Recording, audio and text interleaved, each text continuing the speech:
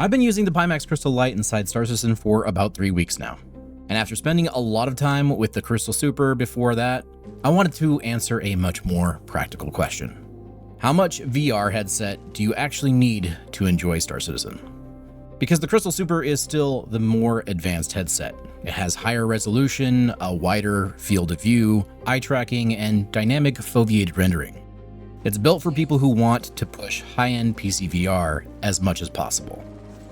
But it also costs considerably more. The Crystal Light takes a different approach. It keeps the things that matter most immediately when you put the headset on, including strong clarity, readable cockpit displays, a wide view, and the sense of scale that makes Star Citizen feel so different in VR. And it does that at a much easier price point to justify. So today I want to talk about what the Crystal Light has actually been like to use over the last 3 weeks, where it holds up surprisingly well against the Super, what you give up by stepping down to the Light, and which one I think makes more sense depending on the kind of VR player you are. Because the most expensive option is not automatically the right option for everyone.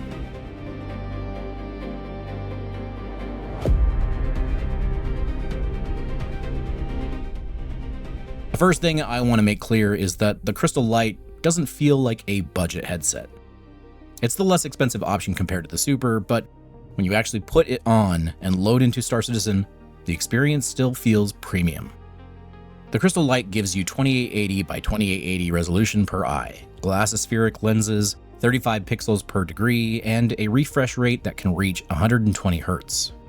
Now, in the grand scheme of things, those numbers matter, but what actually matters more is what they actually mean once you're sitting inside a ship. Cockpit displays are clear, MFDs are readable, markers are easier to understand, and ship interiors have a real sense of depth. And when you walk into a hangar or approach a station, the scale of Star Citizen feels immediate in a way that is extremely difficult to ignore. That's what significantly impressed me over the last few weeks. The Crystal Light still ultimately delivers the core experience. You still get that moment where you sit down in the cockpit and feel like you're inside the ship instead of looking at it through a window. You still notice how different ships feel from one another. The cockpit of a fighter feels tight and enclosed. A larger bridge gives you room to look around and take in the space. And walking through a ship interior feels less like moving through a level and more like moving through an actual place that exists. And as I've said before, that sense of presence is the biggest reason people are interested in Star Citizen VR in the first place. The Crystal Light also makes sense from a practical standpoint. Star Citizen is already a demanding game. Running it in VR asks even more from your system. The Crystal Light still gives you a sharp image, but it doesn't push the same resolution as the Super. That can make it easier to find a balance between visual quality and performance, especially if you don't have the kind of system that can comfortably take advantage of everything the Super offers. And I think that's important because a VR headset is not just about buying the highest specification you can afford. It's about finding the experience that makes sense for your system, your budget, and the way you actually play. Now, if you enjoy deeper Star Citizen coverage that looks at the game, VR hardware, and where the technology is heading, consider subscribing. I'll be doing more headset testing, more Star Citizen news and breakdowns, and more grounded Star Citizen analysis as VR support continues to improve.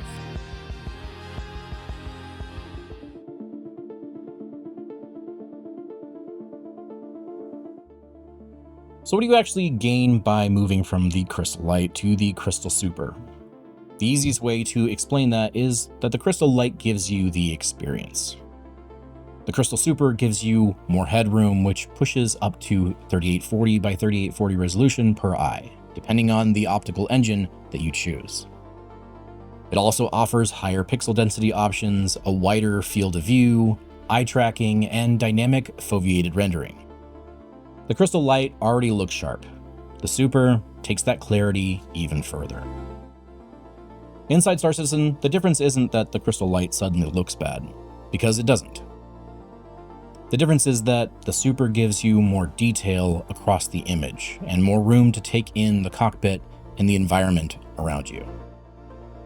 That extra clarity stands out most when you're looking at something that needs more detail. The wider view also matters for immersion. Star Citizen is one of those games where peripheral vision makes a real difference. You're not only staring straight ahead. You're looking across the canopy, checking displays, tracking movement, and taking in the environment around you. The Super makes that experience so much more immersive because of that wider field of view. Then there's the eye tracking and the dynamic foveated rendering. I talked about this more deeply in my last VR video, but the basic idea is simple. The headset can track where your eyes are looking and prioritize visual detail in that area. That's especially interesting and extremely important for a demanding game like Star Citizen because the answer cannot always be rendering more of everything all of the time. The Crystal Light still has fixed foveated rendering, which can help reduce the workload by lowering detail across the outer edges of the image. The Crystal Super takes that idea further by using eye tracking to respond more intelligently to where your attention actually is. Now that makes the Super the more future-facing option. But the part that I think matters the most is that you don't need the Super to understand why Star Citizen VR is exciting. The Light still gives you the clarity, scale, and presence that make the experience worth talking about. The Super improves that ceiling. It doesn't create the foundation. And for a lot of the players, the foundation may already be enough. So I want to ask you, what matters more to you in a VR headset? Do you want the best clarity and features that you can reasonably get, or would you rather have the stronger value option if it already delivers most of the experience?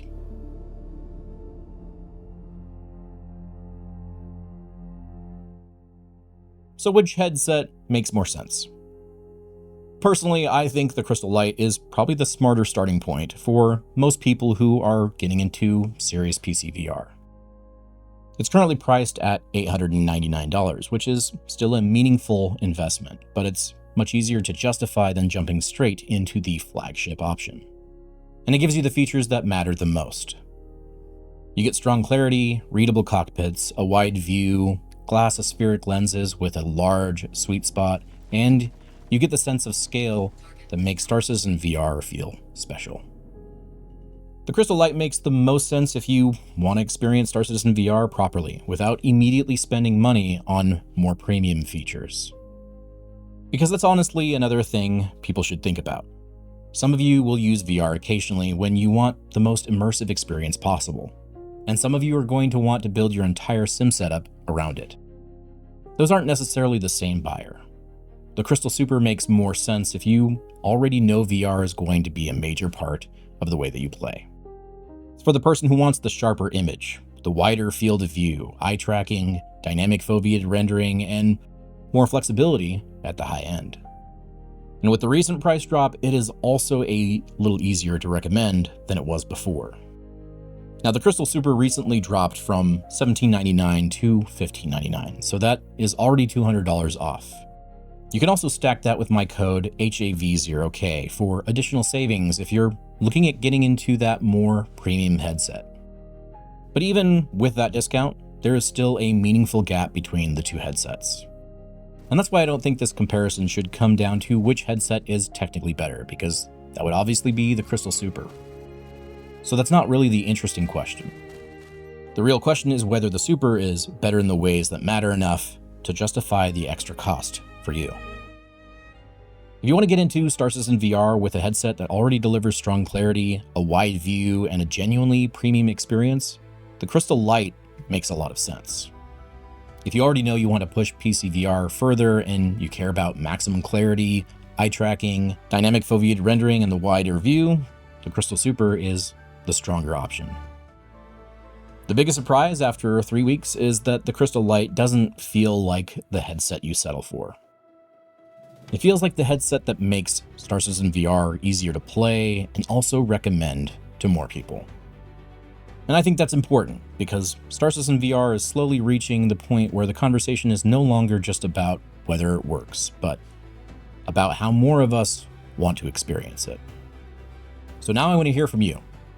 Would you rather start with the Crystal Light, or would you save up and go straight for the Super? Does eye tracking and dynamic foveated rendering matter enough to justify the jump for you? Or do you think the Crystal Light already delivers the part of Star Citizen VR that matters the most? Drop your thoughts below. And if you want to check out either headset, you can use my link in the description or my code HAV0K for extra savings. Pimax also has upgrade options for existing VR users, with offers that may include up to $100 off or a premium gift bundle depending on the current promotion. As always, thanks for watching. Fly safe, pilots, and I'll see you in the verse. Havoc out.